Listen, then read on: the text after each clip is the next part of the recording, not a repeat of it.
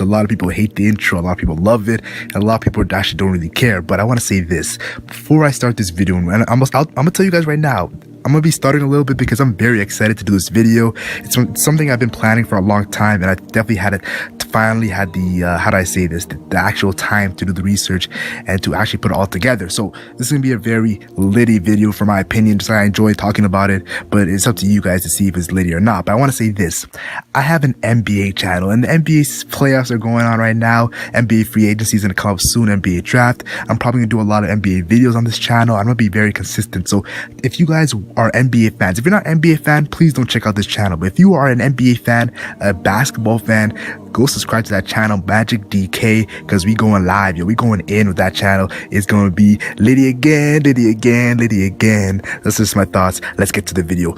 Luffy and X-Drake Space Journey. The worst generation, the supernova of 2 years ago, and adding Blackbeard is the worst generation.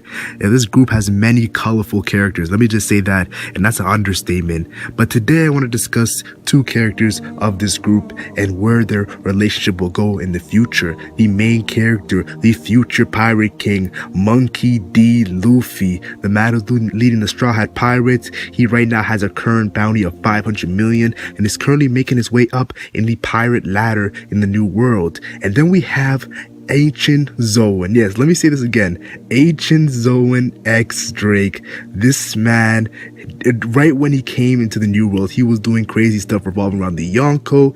So I definitely feel like this character has a huge future and waiting for him. Some people say he'll be a future Yonko. I'll definitely be happy if he becomes a future Yonko, because he will show me a lot of strength and power when he went up against that pacifista, yo. You gotta give X Drake some respect. I know some people make fun of his T-Rex and stuff like that, but come on, man. X Drake is definitely one of the strongest worst generation members, and that's just my opinion on him and his character. But these two characters are polar opposites, and I think these guys will team up in the future, and I believe the setting will be space. Yeah, I'll say that again since it sounds so badass. Space.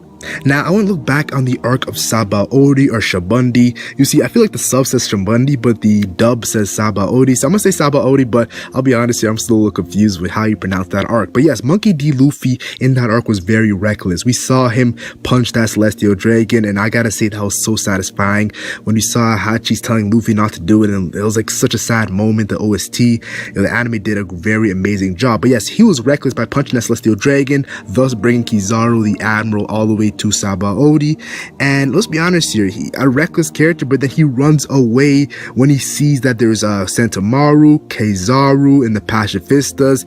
He's like, this is too much for my crew, and he tells the crew to run away. And that's not Luffy's characteristic. Luffy's a reckless guy, so for him to tell his crew to run away was very surprising. Everyone was shook. Now, looking at the other worst generation member that I'm focusing on in this video, X Drake. We saw him in Sabaody. He was very overcautious to the point of stopping two other worst generation members, the fan favorite Mad Monkarujo. Let's be honest here, if you read the manga, you definitely are hyping up this Mad Arujo because he has feats. Yes, I'll say it again, and I'll say it with a pause. He has feats. But let's talk about the other worst generation he stopped.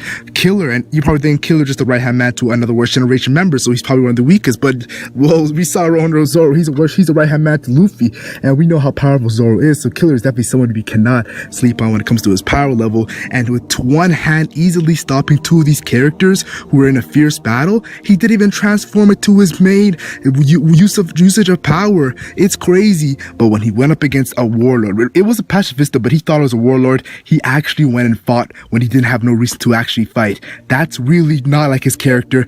He usually overcautious, and in that moment he was reckless. So we saw the difference in two of these characters changing their perspective in this arc, which I feel like it's paralleling these two characters, and it's litty. Now, I talked about these two characters, but let me bring up another character. And this character, yo, he's a very fan favorite. He's a very powerful character. I just did a video about him a couple videos ago.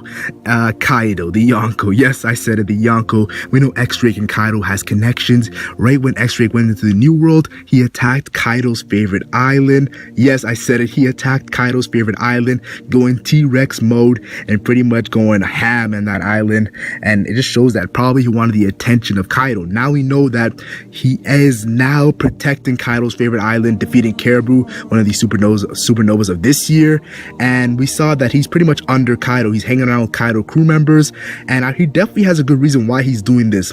X Drake is not a dumb character. He's a very intelligent character. So the fact that he's so reckless in trying to attack Kaido's favorite island, getting his attention, and now he's under Kaido, he definitely has a plan. We definitely have to look into this and say there's something that he's brewing. Back to Luffy. Luffy as a character, he's been to many crazy places in the Grand Line, and he's experienced many crazy things. We know that he's been to the highest point in the world, Skypiea, and it was a great feeling, him in the knockup stream going up there. And he's also been to the lowest point of the world, Fishman Island. He's been to these two areas, and I feel like there's still something left for Luffy to do before he heads to Raftail. He's in the New World, and there's definitely crazy islands he's gonna head to, but I feel like one place he definitely has to go is space. Yes, I said it. He needs to leave this world. He's been to the lowest part, the highest part, but what if he just leaves it in general? And we know this world, outside of this world, there's something very spooky, and I will discuss further in this video. Now, this character is 100% a fan favorite when it comes to villains. Yes, I'll say his name, Eneru. Okay, wait, come on, man. Mac, what are you doing? His name's not Eneru. Enel. Yo, it's not Enel, it's Eneru. I'll be honest here. I'm gonna call him Enel right for now because I feel like that's the one I use more often. But yes, this character, he has went to the moon. Very Verth. We saw how obsessed he was in the Skypiea arc, and he's finally accomplished his mission. But if you guys are anime onlys, you don't know that there's cover stories that the One Piece manga shows that the anime will never show. So it's not spoiling you, but I'll tell you that Enel did go to the moon and he discovered crazy creatures. And right now he has an army. Yes, Enel has an army. There's definitely stuff that revolving around the voice century that has to be there on the moon. But I'm just telling you guys right now, Enel has an army. He's on the moon. We haven't seen him for 2 years. He's definitely planning something. I could see a Luffy and Enel meet up on one of the moons. Oh, you're probably thinking, why'd I say one of the moons? Wait a little bit longer while I discuss that. But yes, space, Enel, Luffy is gonna be fire. No, it's gonna be electric. Now, the reason why I said moons is because in the Ohara flashback, it's a very minuscule moment, and you might not pick up on this, but there's actually, how'd I say this? It's like, I don't know how they call it, but be honest, but there were 6 moons behind the professor, and we saw that the One Piece world has 6 moons instead of the real world we're in has 1 moon on the planet Earth. So the fact that it has 6 moons, I think Oda wouldn't put that in purpose, yo. That's definitely a reason why he would put 6 moons, and I believe that it's gonna be crazy because when Luffy, which I say he's gonna go to space, I believe that he's gonna go from moon to moon, kind of like the Impel Down arc. You probably think, whoa, the Impel Down arc, what are you talking about? When you remember how he went from level 1 to level 2 to level 3 to level 4 to level 5 to level 5.5 to level 6, I feel like it's gonna be like that when it comes to 6 moons. He's gonna go through each moon, and there's gonna be a crazy moment in each moon, and then he's gonna see something that's so incredible that none of us will see it coming. It's gonna be amazing. Yes, I said it. It's gonna be amazing. Now, recently in an interview with the One Piece creator, he said that the character of X Drake, his hobby is astrophysics. Yes, I'm talking about that Neil Tyson Gray. Well, it's gonna be lit. It's gonna be lit. We know that astrophysics has to do with celestial bodies, stars, pretty much space. It has to do with space, and I feel like the perfect. Okay, why am I stuttering? I don't know why. The perfect person to help him go to space, Luffy, I'm talking about, is X Drake. The fact that his hobbies is astrophysics, I think it'll be a great match. They're 2 Worst Generation members. We know that these 2 characters are probably gonna meet up in Wano. So in the future, after Wano, maybe a couple arcs after, a space arc between these 2 characters, I definitely see it happening. When you look at X Drake as a character in his flashback, his past, he used to be a pirate as a kid under his father, and then he became a marine and as a rear admiral, and then he became a pirate again as a supernova, a Worst Generation. He has gone through marine pirate. It's crazy, and I feel like honestly, he's searching for something. He's definitely searching for something. The fact that he's gone through these stages multiple times, he's searching for something, and I think that something is a path to space. Yes, a path out of this world, because from what I've seen, it's very difficult to leave the One Piece world and go to space. As you see from my voice and the way how excited I was talking about this video, I am personally so hyped to see a space arc, yo. Anything that has to do with space gets me hyped. It gets me so excited, and honestly, I've been waiting for something crazy like a Shiki return. Yes, the character who got defeated by a pre-time skip Luffy, he's weak. Well, that was non-canon, so Shiki is definitely very powerful. He's from the Roger Whitebeard era.